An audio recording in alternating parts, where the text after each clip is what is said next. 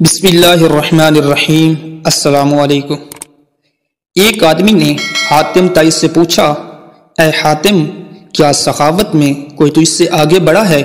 حاتم نے جواب دیا، ہاں، قبیلے طے کا ایک یتیم بچہ مجھ سے زیادہ سخی نکلا، جس کا قصہ کچھ یوں ہے کہ دوران سفر میں شب بصری کے لیے ان کے گھر گیا۔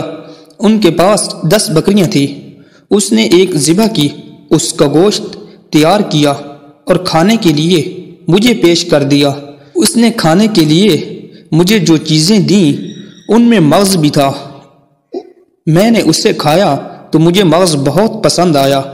میں نے کہا، واہ سبحان اللہ، کیا خوب ذائقہ ہے۔ یتیم بچہ فوراً باہر نکلا اور ایک ایک کر کے تمام بکریاں میری لا علمی میں اس نے ذبح کر ڈالیں اور سب کے مغز مجھے پیش کر دیے۔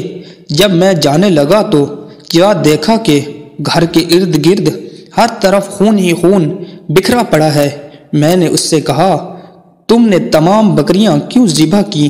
اس نے کہا، آپ کو بکری کا مغز بہت اچھا لگا اور میں اس پر بخل کروں، اور مہمان نوازی میں بخل عربوں کو زیب نہیں دیتا۔ میں نے حاتم تائی سے پوچھا کہ آپ نے بدلے میں اسے کیا دیا؟ انہوں نے کہا، 300 سرخ اونٹنیاں اور 500 بکریاں۔ میں نے حاتم تائی سے کہا، تو پھر آپ اس سے بڑے سخی ہوئے؟